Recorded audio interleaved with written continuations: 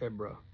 When Eden was dead, the children of Israel once more did what was evil in the sight of the Lord. The Lord sold them into the hands of King Jabin of Canaan, who ruled Hazor. The commander of his army was Sisera. He lived in Harsha Haggani, and the children of Israel cried out to the Lord, for Sisera had 900 iron chariots and had forcefully oppressed the children of Israel for 20 years. Now Deborah, the wife of Lebaoth, was prophetess to the judge Israel at the time. She would sit under the palm tree of Deborah between Ramin and Bethel in the hill country of Ephraim. The hill country of Israel will go up to her for her judgment, her rendered judgment. She sent for Baraka son of Abimal from Kadesh in the Natalia, and they said to him, the Lord of God of Israel is command you to go to deploy troops to Mount Tabor, and to take 10,000 men from the tribes of Natalia and Zebulun with you. I will draw Sisera and the commanders of my army Jabin with his chariots and large armies to you at the time river Kinnish, and give him into your hands. Barak said to her, if you will go with me, then I will go with you. But if you will not go with me, I will not go. She said, I will indeed go with you. However, the way you are going will gain you no glory, for the Lord will deliver Syria into the hands of a woman. Then Deborah got up and went with Barak and Kadesh. Barak called Zumbulun and Nephal. Kadesh to 10,000 men went up from foot with him, and Deborah went up with him also. Now Heber the Kenites had moved away from the Kenites, who were descendants of Hobab, Moses' father-in-law. He pitched his tent in an oak in Zana near Kadesh.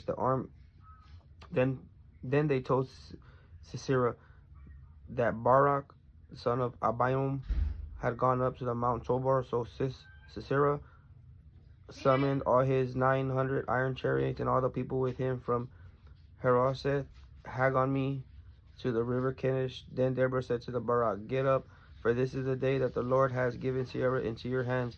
Has not the Lord gone out before you? So Barak went out from Mount Tabor with 10,000 men behind him. The Lord routed Sisera and all of his chariots and all of his army with the edge of the sword in front of Barak. Sisera dismounted his chariot and fled on foot. Barak chased after the chariots and the army as far as Harosheth Haggami. The whole army of Sisera fell by the edge of the sword. Not a single man survived. Sisera fled on foot to the tent of Jael, to Jali. When the wife of Heber the Kenite, for there was no peace between King Jabin of Hazor and the family of Heber the Kenite. Jali went out to meet Sisera and had said to him, turn aside, my lord said, turn aside, my lord, turn aside to me. Do not be afraid.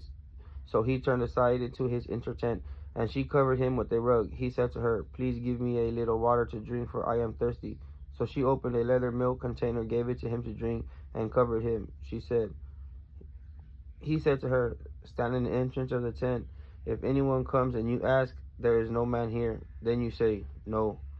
Then Jali, the wife of Heber, took a tent peg and a hammer, and in her hand went quietly to him, for he was fast asleep and tired. She drove the tent peg into his temple, and it went down into the ground, so he died.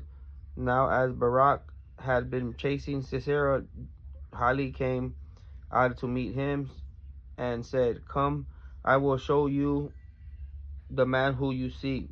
When he came in there was Sisera fallen dead with a tent peg in his temple. So God humbled King Jabin in Canaan before the children of Israel. That day the children of Israel grew more and more powerful over King Jabin of Canaan until there was no more.